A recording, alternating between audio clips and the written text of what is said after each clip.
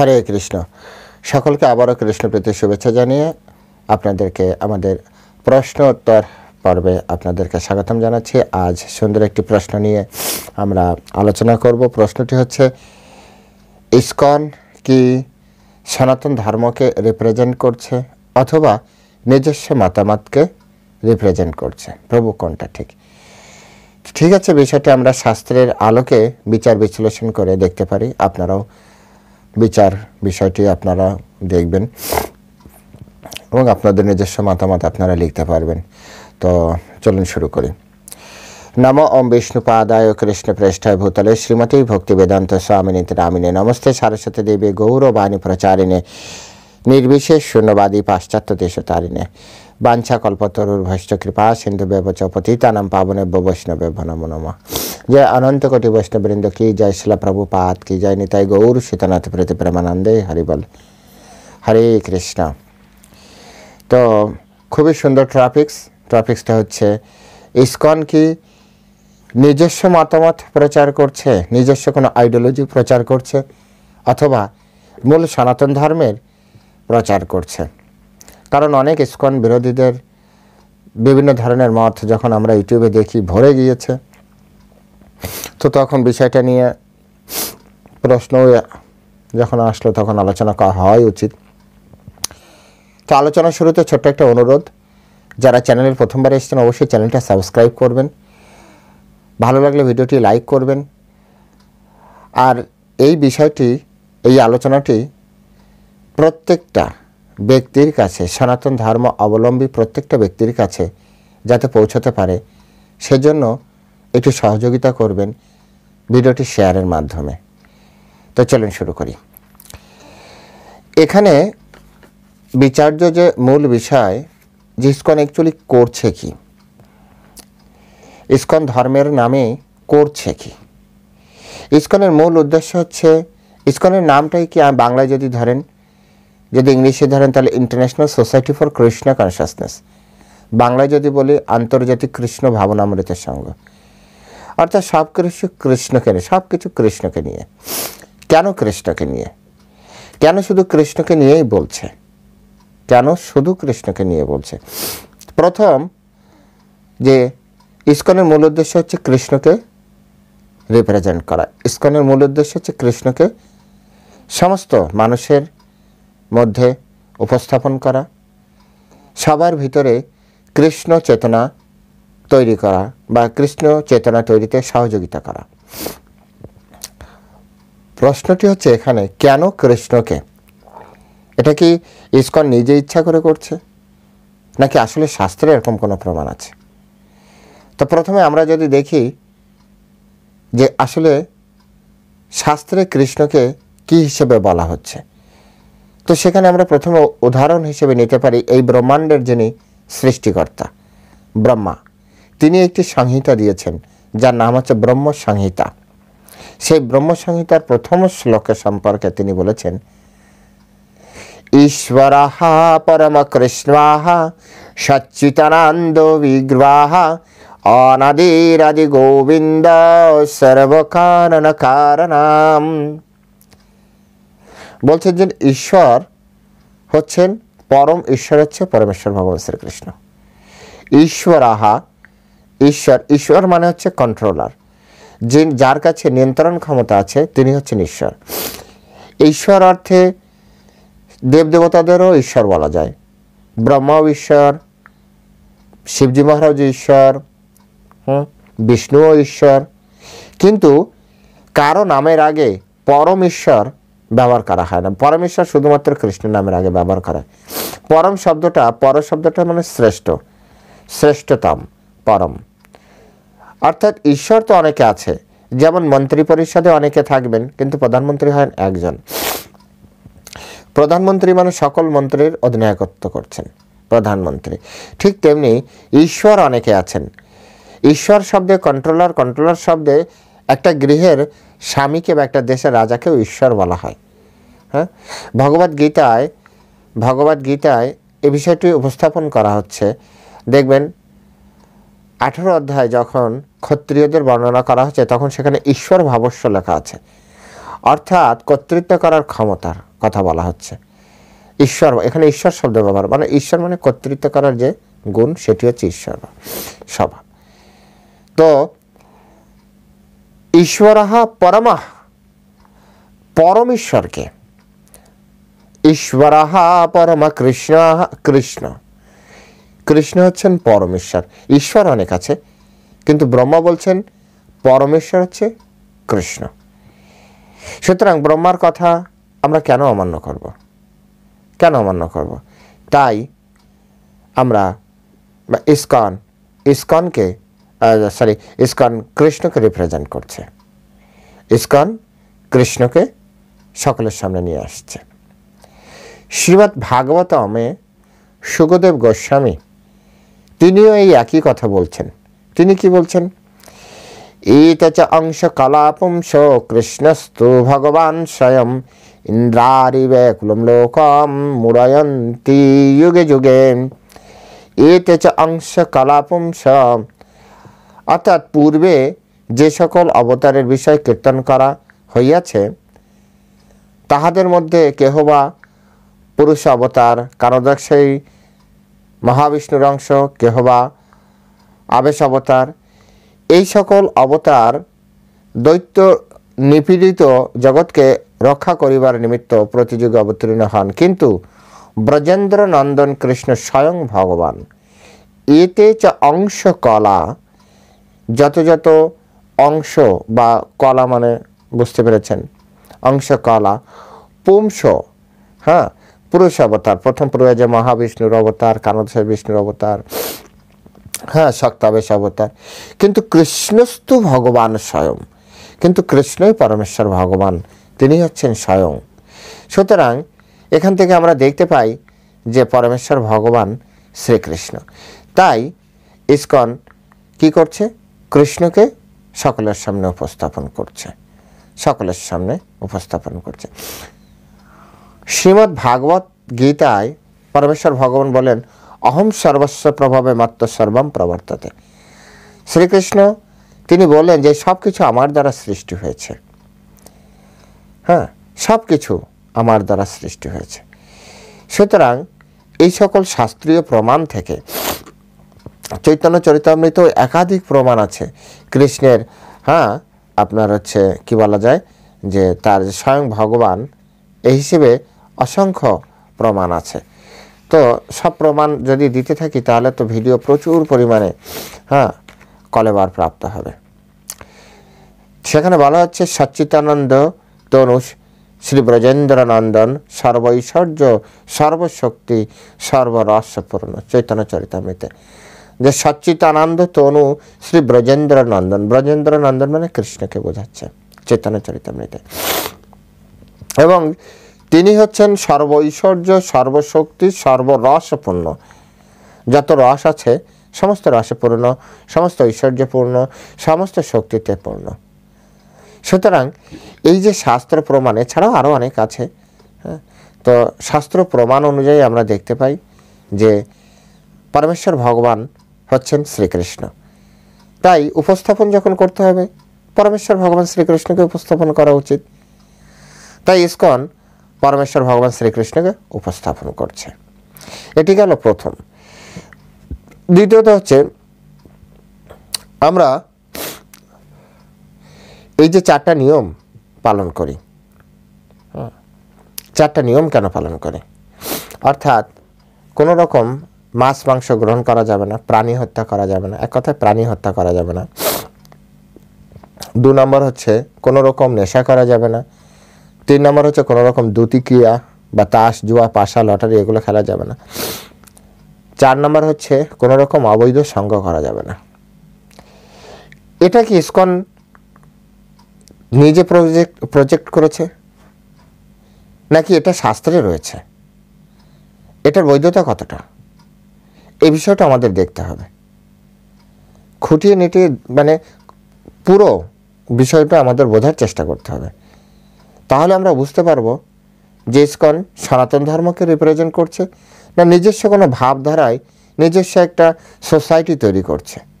তো এই বিষয়টি বোঝার জন্য শ্রীমদ্ ভাগবতমের, হ্যাঁ, আমরা সহযোগিতা নিতে পারি। শ্রীমদ্ ভাগবতমে এখানে যদি আপনাদের কাছে থাকে আপনারা দেখতে পারবেন, প্রথম স্কন্দের 17 অধ্যায়ের 24 নম্বর শ্লোকে সেখানে সুন্দরভাবে উপস্থাপন করা হচ্ছে, তপো শৌচম দয়া সত্যম ইতি পাদ কৃতে কৃতা অধর্ম অংশৈত্রয় ভগ্না স্ময় সঙ্গম মদৈতব। আমি আবার পড়ছি, তপো শৌচম দয়া সত্যম ইতি পাদা কৃতে কৃতা অধর্ম অংশৈত্রয় ভগ্না স্ময় সঙ্গম মদবৈ তব। বাংলা অর্থ আপনারা যদি ধীরে ধীরে শোনেন এমনি আপনারা বুঝতে পারবেন। সত্য যুগে তপস্যা, শৌচ, দয়া, সত্য, রূপ তোমার 4টি পা ছিল, অর্থাৎ ধর্মের 4টি পা, 4 পিলার অফ ধর্ম বলা হয়, 4টি পা। এই 4 পিলার অফ ধর্মের কি কি আছে? তপ আছে, তপস্যা, শৌচ, সুচিতা, দয়াভাব আছে, আর কি আছে? আর আছে সত্য। এই 4টা হচ্ছে ধর্মের পা। এখন কলিযুগের প্রভাবে এর 3টি অধর্ম অংশে ত্রয় ভাগনা, অধর্মের মাধ্যমে 3টাতে অলরেডি ভেঙেই গিয়েছে। কিভাবে ভাঙলো? বলছে ভাগনা স্ময় সঙ্গম মদই। হ্যাঁ, বলছে স্ময় মানে হচ্ছে অহংকার, অহংকার। সঙ্গ মানে হচ্ছে অত্যাধিক স্ত্রী সঙ্গ। হ্যাঁ, মদই মানে হচ্ছে নেশা। এই 3টার মাধ্যমে 3টা অলরেডি ভেঙে গিয়েছে। তারপরের শ্লোকটা পড়ি, তারপর ব্যাখ্যা করি। পরের শ্লোকে বলছে 25 নম্বর শ্লোকে, ইদানিম ধর্ম পাদস্তে সত্যম নিবর্তয়েত। হ্যাঁ, তে ততর্থযত ত্বাম জিঘ্রক্ষিতি অধর্ম অয়ম অনৃতেন ইধিত কলি।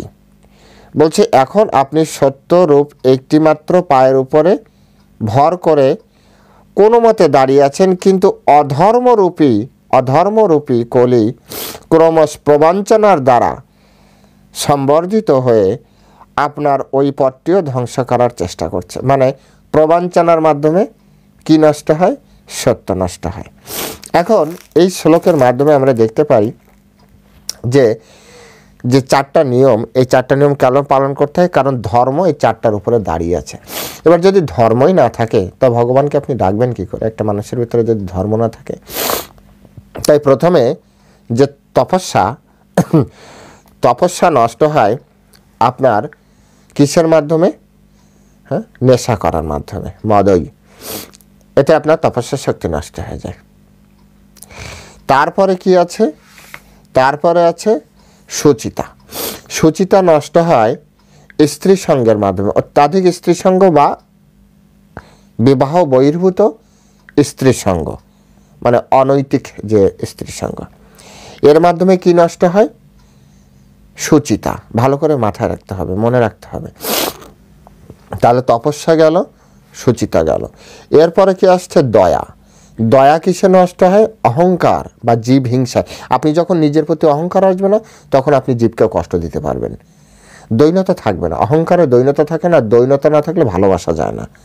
অহংকারে নিজের সব কিছু মনে হয়, আর তার জন্য অপরকে কষ্ট দেওয়া এটা কোনো ব্যাপারই না। কিন্তু দৈন্যতায়, অহংকারের বিপরীত হচ্ছে দৈন্যতা। দৈন্যতা যখন আসে তখন সর্বজীবের যে প্রতি তার সমদৃষ্টি আসে, সবার সুখ দুঃখ তিনি বিচার করেন। কিন্তু অহংকারী ব্যক্তি কখনো সুখ দুঃখ বিচার করে না। তাই জীব হিংসা তৈরি হয়, অহংকার থেকে জীব হিংসা তৈরি হয়, জীবকে কষ্ট দেওয়া তৈরি হয় অহংকার থেকে। অহমবোধ, আমার বোধ, এই অহমবোধ। হ্যাঁ, আমার ছেলে মেয়েকে তার যে শরীরের পুষ্টির জন্য প্রয়োজন অপরের সন্তানকে কেটে আমরা খেতে পারি, এই যে একটা ভাব, অর্থাৎ অহংকার থেকে বা জীব হিংসা থেকে আপনার কি ভাব নষ্ট হয়ে যায়? দয়া ভাব নষ্ট হয়ে যায়। পরে থাকছে কি সত্য। সত্য কিসে নষ্ট হয়? প্রবঞ্চনার মাধ্যমে। প্রবঞ্চনার রূপ কি আমাদের জগতে? হ্যাঁ, তাস, জুয়া, পাশা, লটারি, এগুলো হচ্ছে প্রবঞ্চনার রূপ। হ্যাঁ, সেজন্য ইসকনের রুলস করা হয়েছে, প্রথমে তো আপনাদের ভিতরে ধর্ম ডেভেলপ করতে হবে। তাই ধর্ম ডেভেলপ করার জন্য কি চাই? হ্যাঁ, প্রথমে এই 4টা নিয়ম পালন অবশ্যই করতে হবে। অর্থাৎ কোনো রকম সে কি করতে পারবে না? নেশা করতে পারবে না। তারপরে কোনো রকম আপনার অবৈধ স্ত্রী সঙ্গ করতে পারবে না, অত্যাধিক স্ত্রী সঙ্গ করতে পারবে না। তারপর হচ্ছে 3 নম্বর হচ্ছে তার ভিতরে জীবহিংসা করা যাবে না, কোনো প্রাণীকে আঘাত করা যাবে না, হত্যা করা যাবে না। 4 নম্বর হচ্ছে তাস, জুয়া, পাশা, লটারি এগুলো খেলা যাবে না।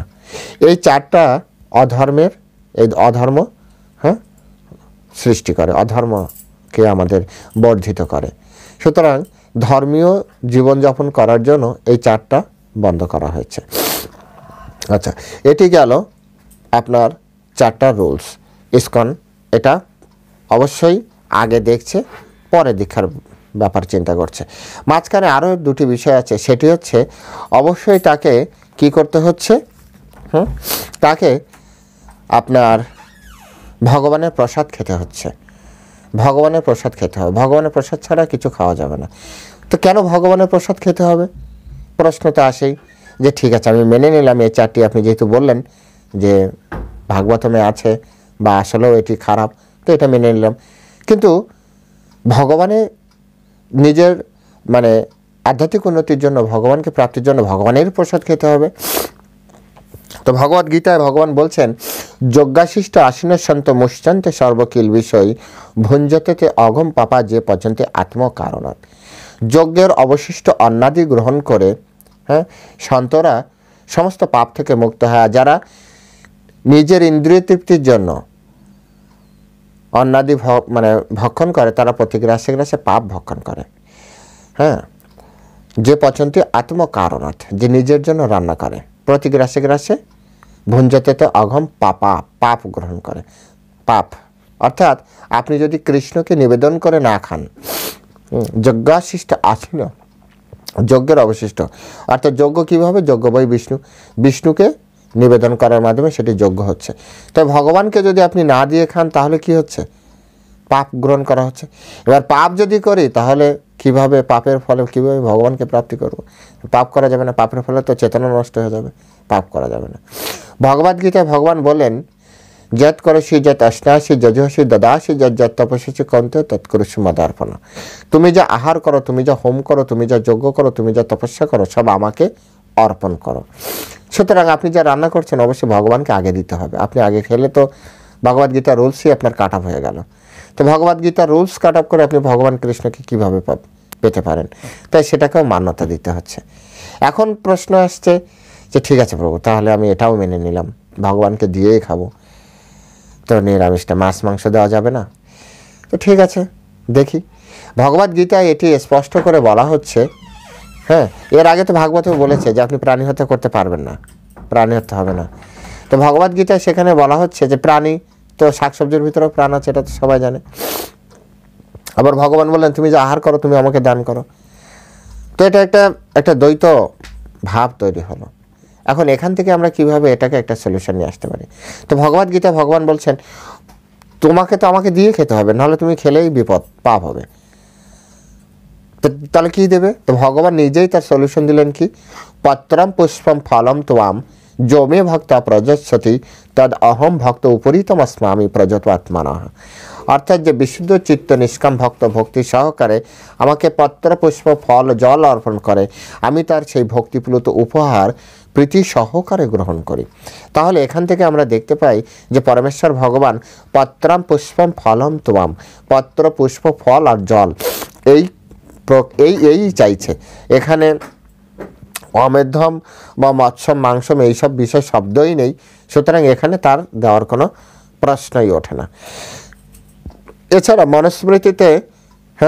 মনুস্মৃতিতে স্পষ্ট করে নিষেধ করা আছে যে মাছ মাংস এগুলো কোনো দ্বিজাতীয়দের জন্য খাবারই না, অর্থাৎ ব্রাহ্মণ ক্ষত্রে বৈশ্য শূদ্র যারা থাকবে তাদের খাবারই না এগুলি। সুতরাং এই সকল শাস্ত্রে বিচার করার পরে আমরা মাছ মাংস ভগবানকে দিতে পারছি না, শুধুমাত্র পত্র পুষ্প ফল জল। এবার পত্র মানে কি, যে কোনো ধরনের পাতা, লাউর পাতা হতে পারে, কুমড়োর পাতা হতে পারে, তারপরে পালন পাতা হতে পারে, তুলসী পাতা হতে পারে, নিমের পাতা দিয়েও আপনি ভগবানের জন্য সুস্বাদু খাবার তৈরি করতে পারেন, বিভিন্ন ধরনের পাতা। তারপর ফল, ফল বলতে তো আর কি আপনারা বুঝতেই পারছেন, পত্র পুষ্প, কুমড়ো ফুলও ব্যবহার করা যেতে পারে, হ্যাঁ, তারপরে ফুলকপি ব্যবহার করা যেতে পারে। এরকমভাবে আমাদেরকে বিচার করতে হবে, একটু বিচার করলে পেয়ে যাবেন। তো গেল ভগবানের প্রসাদ, এবং প্রসাদে কি কি দেওয়া যেতে পারে। ভগবানকে ভোগ লাগিয়ে শুধু খেতে হবে, তা না হলেই অপরাধ হবে। হ্যাঁ, সুতরাং ইসকন নিয়ম করে দিয়েছে যে ভগবানকে ভোগ লাগিয়ে তারপরে হ্যাঁ সেই প্রসাদ রূপে সেইটা তোমরা গ্রহণ করবে। তাহলে এক্ষেত্রেও আমরা দেখতে পাচ্ছি যে ইসকন সনাতন ধর্মের যে শাস্ত্র গ্রন্থ, সেই শাস্ত্র গ্রন্থের আলোকেই তিনি মানে যে নিয়মটি, সেই নিয়মটি বানানো হয়েছে। এরপরে আসছে যে বিষয়টি, সেটি হচ্ছে যে ইসকনে যে ঠিক আছে প্রভু, এটাও মেনে নিলাম, কোনো কথা নেই, মেনে নিলাম, কিন্তু এই যে প্রতিদিন 16 মালা জপ, হ্যাঁ, তারপরে এটা যে ভগবানের নাম জপ করতে হবে, তাহলে এ বিষয়টা কিভাবে, মানে এটা কি শাস্ত্রের কোন ইস্যুর উপরে নির্ভর করছে? তো এটাও আমাদেরকে দেখতে হবে বিভিন্ন শাস্ত্রের আলোকে যে ভগবানের নাম সম্পর্কে কে বলা হচ্ছে। তো সেখানে আমরা যখন দেখছি, তখন দেখছি যে আমাদের পদ্মপুরাণে একটা সুন্দর শ্লোক আছে, তীর্থনাম চ পরম তীর্থম কৃষ্ণ নাম মহর্ষয় তীর্থি কুর্বন্তি জগতিম গৃহীতম কৃষ্ণ নাম জয়ী। অর্থাৎ মহর্ষিগণ বর্ণনা করেছেন যে সকল তীর্থ সমূহের মধ্যে সর্বশ্রেষ্ঠ তীর্থ হচ্ছে শ্রীকৃষ্ণের পবিত্র নাম, এবং কৃষ্ণ নাম যা উচ্চারিত হলে সমস্ত জগৎ তীর্থে পরিণত হয়। সুতরাং হরে কৃষ্ণ নাম উচ্চারণ করার কথা পদ্মপুরাণে বলা আছে। এভাবে আরও অনেকগুলো শ্লোকে শাস্ত্রে বলাও রয়েছে। নন্দী পুরাণে রয়েছে, সর্বত্র সর্বকালেষু যে অপি কুর্বন্তি পাতকম নাম সংকীর্তন কীর্ত জানতি বিষ্ণুর হ্যাঁ পরমম পদম। যেসব পাপীরা সমস্ত সম্ভাব্য পরিস্থিতিতে যত রকম পাপ করা সম্ভব সবই করেছে, সেই সব মহাপাতকীরাও যদি নাম সংকীর্তন করে তারা পরম ধাম বিষ্ণুলোকে পরম গতি লাভ করে। সুতরাং এর থেকে আমরা দেখতে পাচ্ছি যে ভগবানের নাম কীর্তন করা অবশ্যই প্রয়োজন। ভগবানের নাম কীর্তন না করলে আমাদের জীবনে কোনো কিছুই প্রাপ্তি হবে না। প্রচুর পরিমাণে উদাহরণ রয়েছে শাস্ত্রের। বলা হচ্ছে কলি সন্তরণ উপনিষদে বলা হচ্ছে হরে কৃষ্ণ কৃষ্ণ কৃষ্ণ হরে হরে, হরে রাম রাম রাম হরে হরে। ইতি ষোড়শকম নাম নাম কলি কলমশ নাশনম না তো পরতর উপায় সর্ববেদস্য দৃশ্যতে। কলি সন্তরণ উপনিষদে এই 16 নাম 32 অক্ষরের মহিমা প্রকাশ করে বলা হচ্ছে যে ইতি ষোড়শকম নাম নাম কলি কলমশ নাশনম। এই যে 16 অক্ষর, 16 মানে 16 অক্ষর যে নাম, 16 নাম 32 অক্ষর, 16টা নাম 16টা নাম 32টা অক্ষর, এটি কলি কলমশ, কলির পাপ থেকে মুক্তকারক, এবং না তো পরতর উপায়, এবং এর থেকে শ্রেষ্ঠ কোনো উপায় নেই। সর্ববেদেষু দৃশ্যতে, সমস্ত বেদ থেকে আমরা এটা দেখতে পাই। সুতরাং হরে কৃষ্ণ মহামন্ত্র নাম কীর্তন করা হচ্ছে।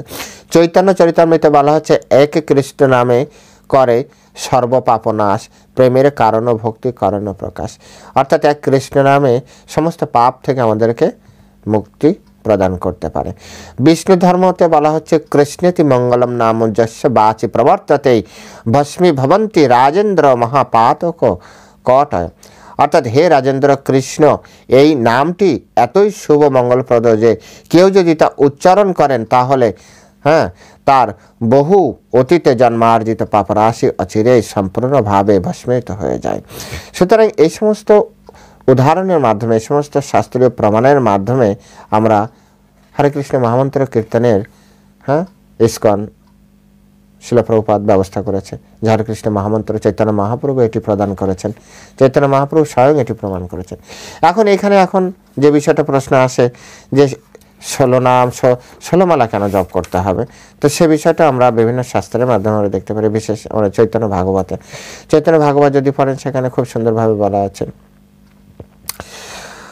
হরে কৃষ্ণ কৃষ্ণ কৃষ্ণ হরে হরে, হরে রাম রাম রাম হরে হরে।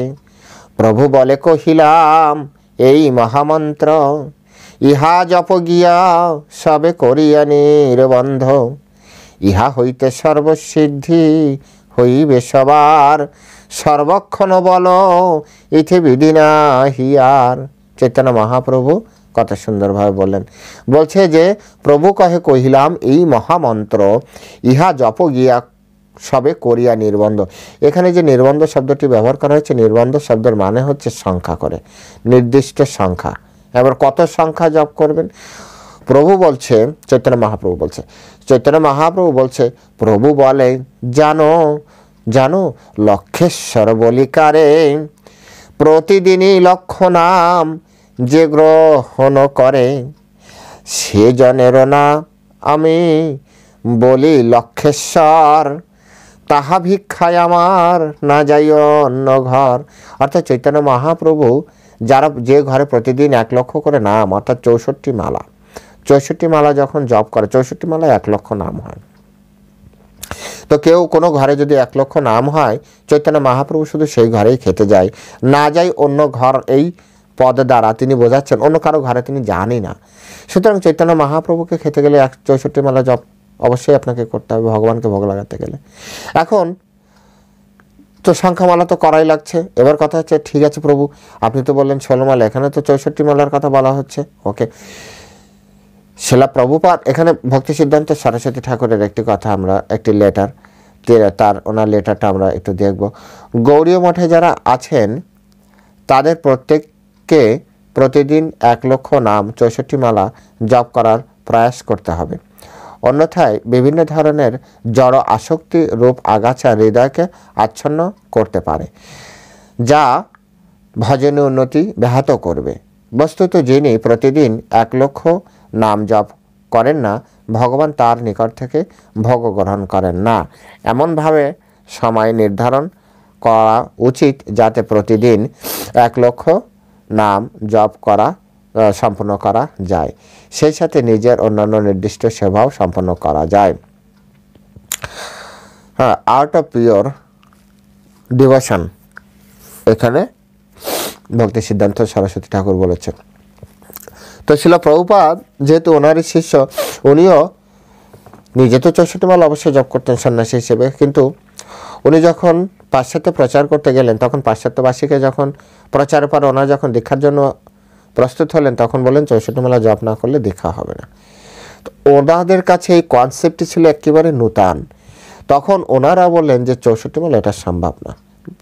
তখন শিলা প্রভুপাদ বলেন ঠিক আছে অর্ধেক 32 মালা। ওনারা বললেন যে প্রভুপাদ এটি ওনাদের ভাষা আছে অসম্ভব, হলো এই শব্দ অসম্ভব মানে অসম্ভব। সম্ভবত এই সময় শিলা প্রভুপাদের সেই প্রসিদ্ধ উক্তি হয়েছিল, অসম্ভব হলো সেই শব্দে যা কেবল মূর্খের অভিধানে থাকে।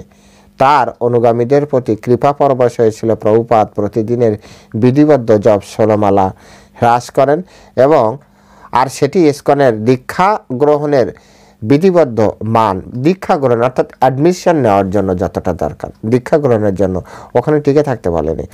অর্থাৎ যেভাবে চৈতন্য চরিতামৃতে, যেহেতু চৈতন্য চরিতামৃতে আছে ক্রমে ভক্ত হইবে উত্তম, ঠিক তেমনি শিলা প্রভুপাদ যেহেতু পাশ্চাত্যবাসীদের ক্ষেত্রে প্রচারে তার সফলতাটা এসছে, তাই তিনি কি করলেন, তিনি 64 মালাটাকে হ্রাস করে অ্যাডমিশনের জন্য জাস্ট যে 64, যেমন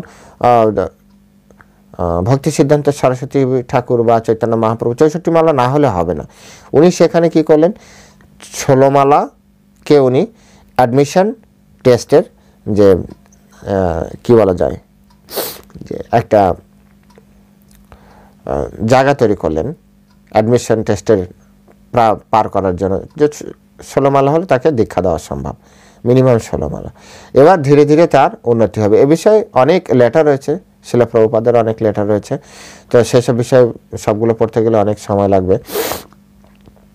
তো যাই হোক, এভাবে ইসকন সমস্ত শাস্ত্রকে প্রমোট করছে, নীতি নির্ধারণের মাধ্যমে শাস্ত্রকে প্রমোট করছে। এবার কেউ যদি বলে যে ইসকন নিজস্ব আইডিওলজি প্রমোট করছে, ইসকন নিজস্ব ভাবধারায় চলছে, কোথায় নিজস্ব ভাবধারা? আপনি গীতাকে অমান্য করবেন?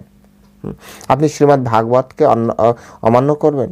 আপনি এই যে পদ্মপুরাণ বলেন, বিষ্ণু পুরাণ বলেন, এগুলোকে আপনি করবেন? আপনি চৈতন্য চরিতামৃতকে আপনি কি অমান্য করবেন? শুধু বললেই হবে না, মৌখিকভাবে একজনকে এভাবে বলা তো সহজ, কিন্তু প্রমাণ দিতে হয়, প্রমাণ সহকারে বলতে হয়। ইসকন মূল যে সনাতন ধর্ম, ওপেন চ্যালেঞ্জ জানিয়ে সকলের সামনে সারা বিশ্বব্যাপী মূল যে সনাতন ধর্মের যে নির্যাস, সেটি সকলের সামনে উপস্থাপন করছে এবং নির্ভয়ে কোথায় না কোথায় তারা প্রচার করছে। ইসলামিক কান্ট্রি বলেন, খ্রিস্টান কান্ট্রি বলেন, শুধু যে ভারতের বুকে আছে তা নয়, সমস্ত জায়গায় যেখানে মৃত্যুর ভয় রয়েছে, অন্য ধর্মের প্রচারের সাথে সাথে তাদের মৃত্যু ভয় রয়েছে, তারা সেখানে পর্যন্ত যে সনাতন ধর্মের প্রচার করছে। তারা ঘর থেকে বেরোচ্ছে প্রচারে, তারা জানেন আদৌ ফিরবে কিনা। শুধুমাত্র পরমেশ্বর ভগবান তাদের ভরসা, গুরুদেবের কৃপা তাদের ভরসা। সুতরাং সনাতন ধর্মের অ্যাজ ইট ইজ, সনাতন ধর্মের যদি কোনো প্রচারক প্রতিষ্ঠান থাকে, শাস্ত্র বিচার করে শাস্ত্র নিয়ে আসেন, আমরা আপনাদের সাথে ওপেন বসতে রাজি আছি। শাস্ত্র আমি তো দেখালাম কতগুলো শাস্ত্র যেভাবে বলেছে সেগুলোকে প্রমোট করা হচ্ছে। শাস্ত্রই একমাত্র। শ্রীমদ্ ভাগবত গীতায় বলা হচ্ছে, তস্মাৎ শাস্ত্রম প্রমাণান্তে কার্য কার্য ব্যবস্থিত। শাস্ত্রই তোমার একমাত্র প্রমাণ কর্তব্য এবং অকর্তব্য নির্ধারণ। তুমি কি করবে কি করবে না এই বিষয়ে শাস্ত্র তোমাকে শিক্ষা দেবে, অন্য কেউ নয়। অন্য কারো কথা কোনো কাজে আসবে না। আমার আপনার মন গড়া কথার কতটা ভ্যালু আছে? সনাতন ধর্মের আমি আপনি কে? সনাতন ধর্মের মহাজনগণ হচ্ছেন প্রধান, যারা সনাতন ধর্মকে লিড দিচ্ছেন। বেদব্যাসজি, বাল্মীকি মুনি, আপনি গর্গ সংহিতা পড়েন, গর্গ সংহিতা গর্গমুনি পরমেশ্বর ভগবান শ্রীকৃষ্ণকেই একমাত্র ভগবান, পরম পুরুষ বলে তিনি নির্ধারণ করেছে। আপনি গর্গমুনির উপরে উঠে গেলেন, এতটা জ্ঞানী হয়ে গেলেন, গর্গমুনির উপরে উঠে গেলেন। সুতরাং সমস্ত শাস্ত্র প্রমাণ অনুযায়ী যেভাবে আমরা এই জগৎ থেকে ভগবত ধাম যেতে পারি, কেন এটি করা হচ্ছে, কেন অন্য কোনো কিছু করা হচ্ছে না? কারণ ভগবদ্গীতা ভগবান বলেছেন, মাম উপেক্ষিত কৌন্তেয় পুনর্জন্ম না বিদ্যতে। আমার কাছে ফিরে আসলে তোমাকে আর পুনরায় জন্ম মৃত্যুর চক্রে ফিরে যেতে হবে না। সেজন্য জন্ম মৃত্যুর চক্র থেকে বেরোনোর জন্যই তো এই পন্থা প্রদান করা হয়েছে, জন্ম মৃত্যুর চক্র থেকে। সুতরাং বোঝার চেষ্টা করুন। আজ শাস্ত্রর অবমাননার কারণে এটা হয়েছে। শাস্ত্র পড়তে চায় না। যাও এখনকার ছেলেমেয়েরা কিছু জ্ঞান, বা সবাই কিছু জ্ঞান রাখবে তো এই ইউটিউব থেকে রাখবে। আমরা আপনাদের সবসময় বলি, আমরা আপনাদেরকে হেল্প করছি। ইউটিউব মানে হেল্প করছি। আপনি শাস্ত্র পড়েন, এই যত বইয়ের ক্লু নাম দিলাম, আপনি বই কিনেন, আমরা কিনেছি, আপনিও কিনেন, কিনে পড়ুন, জানুন নিজের ধর্ম। আপনি বই পড়বেন না তো কোনো জ্ঞান, ওই অর্ধেক জানায় কোনো জ্ঞান আসে না, পূর্ণরূপে জানতে হবে। তা আজ এ পর্যন্তই। সমস্ত একটা সলিউশনে অন্তত সকলের আসা উচিত। প্রত্যেকটা সনাতন ধর্ম অবলম্বীর কাছে এই ভিডিও যাওয়া উচিত। যদি সত্যি আপনারা সনাতন ধর্মকে ভালোবাসেন, সনাতন ধর্মের যদি আপনারা প্রচার প্রসার চান, এই ভিডিও প্রত্যেকের কাছে পাঠান, প্রত্যেকের কাছে, যে ইসকন কি করছে। ইসকনের মূল সনাতন ধর্মকে রিপ্রেজেন্ট করছে ইসকন। এবং ভিডিওটি শুধু ভালো লাগলে আপনারা সাবস্ক্রাইব করে থাকুন। আপনাদের কোনো প্রশ্ন থাকলে আপনারা কমেন্ট সেকশনে লিখুন। আপনার শাস্ত্র দিয়ে আপনাদের সামনে সেসব বিষয়গুলো উপস্থাপন করার চেষ্টা করা হবে। সকলে ভালো থাকবেন।